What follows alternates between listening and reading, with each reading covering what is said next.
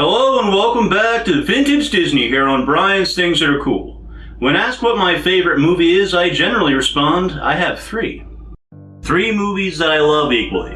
Three movies I've watched countless times since they came out and never grow tired of. Two of these films I've covered already on this show, The Rocketeer and Dick Tracy. And so I think it's time for the third, Who Framed Roger Rabbit? Live action and cartoons have mixed well together countless times before, going back to the Max Fleischer Out of the Inkwell shorts from 1918 to 1929, and of course Walt Disney's own Alice shorts. But nothing before or since has been quite like Who Framed Roger Rabbit. Nothing has ever taken this idea and given us characters this memorable, or world building so perfectly executed. When the idea is done today, it's generally done on computers. And even with all the technologies of the modern world, I still don't think it looks as good as it did back in 1988. It was a truly amazing achievement, and we're going to look at it today. This is Who Framed Roger Rabbit? Who Framed Roger Rabbit is based on the 1981 novel Who Censored Roger Rabbit by Gary K. Wolfe. Wolfe was inspired by children's cereal commercials in which the cartoon mascots interact with live-action children. The book is quite different from the movie, in that the characters in the book are comic strip characters, not cartoon characters, and they speak in word bubbles. There's also a fascinating idea that the toons create temporary doppelgangers of themselves through mind power to use for dangerous scenes required of them by the makers of the comic strip. And within 24 to 48 hours, these doppelgangers disappear. In the book, Baby Herman is actually the star of the comic strip, while Roger is a somewhat jealous sidekick. Also, Jessica is a bit more risque in the book, posing for adult-themed nudie-cutie pin-up girl comic strips. Like Betty from The Rocketeer being changed to Jenny, you can understand why Disney made the change. Not to say they completely abandoned the bawdy nature of the source material. I'm desperate, Mr. Valiant. Can't you see how much I need you? Dabbling in watercolors, Eddie? While the movie makes many changes from the book, most of the characters are there, though Judge Doom was made up for the film. Bob Hoskins stars as Eddie Valiant, a down-on-his-luck private detective in 1947 Hollywood. When a cartoon studio executive hires him to take some compromising photos of the wife of the studio's biggest star, Roger, Eddie finds himself wrapped up in a mystery when the man with Roger's wife, head of Acme Company Marvin Acme, is found dead, with all signs pointing at a jealous husband.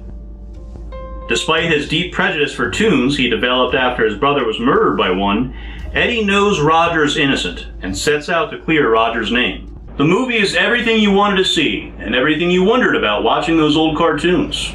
Wouldn't it be amazing to see Donald Duck and Daffy on stage together, letting their egos get the best of them? How would Bugs and Mickey react off each other? What are their lives like when they're not making cartoons? We get to see these interactions, and we get to see where they live. And oddly enough, we get a few allegories to real-world issues and events. A humans-only nightclub with all-toon entertainment called the Ink and Paint Club is quite similar to Harlem's segregated Cotton Club, where white patrons would take in black acts from Billie Holiday to Duke Ellington and Cab Calloway. In a darker turn, the villain, Judge Doom, plans to wipe out all the toons in Hollywood with his own invention, the dip, which Zemeckis has said was inspired by Hitler's final solution. Messages like this in modern films, especially modern Disney, are about as subtle as a car crash on an airplane. But they're handled very well here. I especially love the little bit of actual history sprinkled here and there. For instance, Judge Doom's big evil plan of purchasing the red car to dismantle it actually has a basis in historical fact. Between 1938 and 1950, major transportation corporations set out to dismantle the trolley system as a way to monopolize the transit industry and interstate commerce in the sale of buses, fuel, and supplies. In 1949, most of these companies were convicted of the interstate commerce conspiracy, but were acquitted on the transit charges. There were no plans to wipe Toontown off the map, however. One of the reasons a film reaches classic status is the characters and the actors who brought them to life, and Who Framed Roger Rabbit is perfectly cast. As the film was coming together, they made some test footage of how live-action Eddie would look with cartoon Roger. Peter Renaday played Eddie in this footage, while Paul Reubens played Roger. As the film went into production, the initial desire of director Robert Zemeckis was to cast Bill Murray as Eddie, but he didn't have his contact information. When Zemeckis related this story in a newspaper article, Bill Murray supposedly read the article and screamed out loud, despite being in a public place at the time.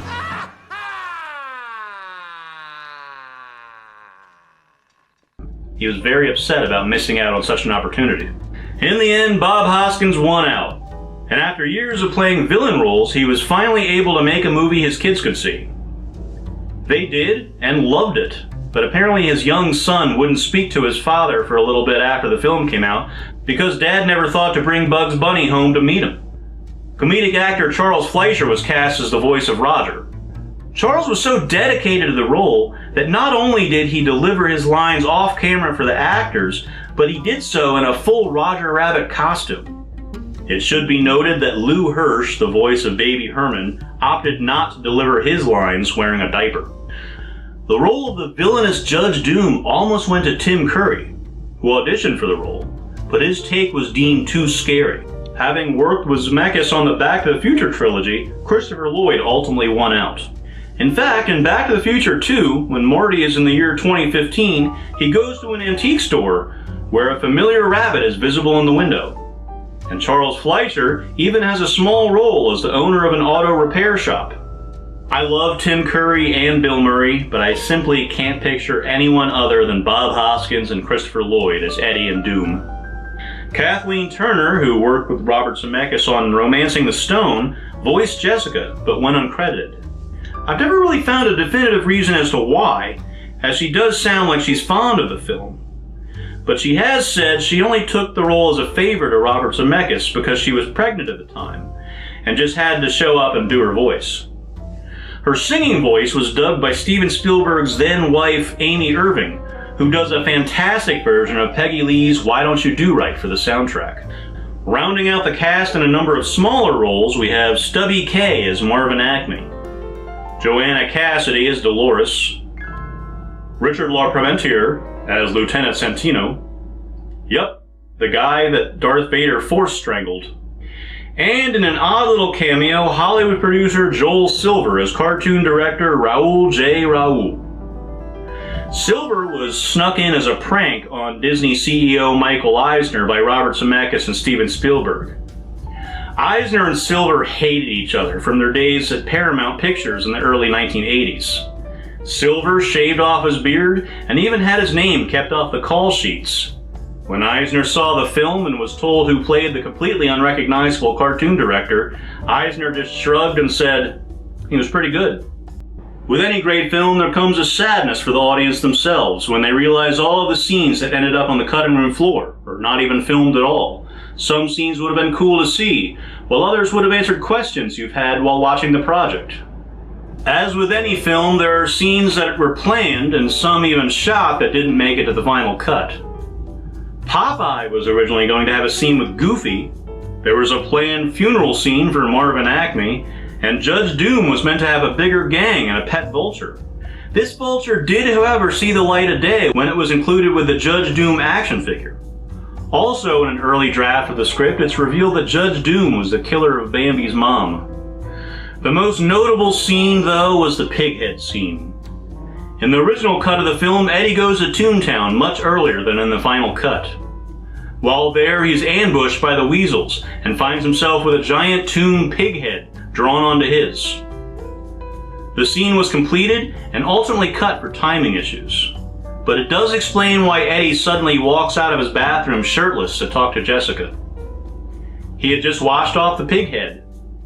It's been nearly 40 years since Who Framed Roger Rabbit hit theaters, and it's built an enduring legacy within pop culture while other films have fallen by the wayside as years go on.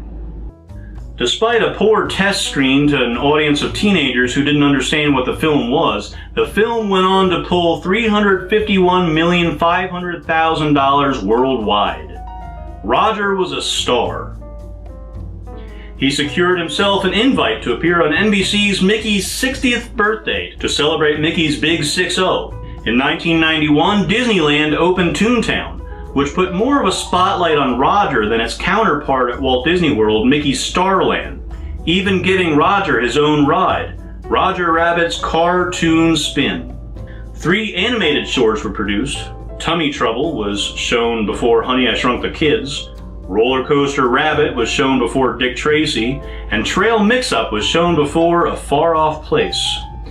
A 4th was in the planning stages, called Hair in My Soup, but Steven Spielberg pulled out when Roller Coaster Rabbit was shown before a Disney film, and not one of his own. Nintendo had 2 Roger Rabbit video games. Then there was all the merchandise. I collect merchandise, both old and new, from my 3 favorite movies, Dick Tracy, Rocketeer, and Who Framed Roger Rabbit. And they had some great pieces. Like their movie tie-in with McDonald's. Time, great taste, supersize makes in my place. The good time, great taste of McDonald's. Big fun! Or these classic PVC figures. There's Doom and his vulture again. I got this statue of Jessica at Epcot back in 2012. Another fun piece to collect for any film fan is the novelization and/or comic adaptation of the movie. They're generally written from a working script, so they may include scenes not included in the film. Like this really neat flashback sequence where Doom gets the drop on the Valiant brothers in Toontown, and you get to see what Doom looked like in Toon form. Who Framed Roger Rabbit has built a cult following, and is viewed as a milestone in cinema history. So, in December of 2016, it was selected for preservation in the United States National Film Registry by the Library of Congress as culturally, historically, or aesthetically significant. Over the years, there have been multiple attempts to produce a sequel, or even prequel. The only one of interest to me would have been a film about Roger's rise to fame. Personally, I'd love to see a movie about the Valiant brothers working investigations in Toontown. But that's not even one of the ideas that's been thrown around. That's just my own wishful thinking.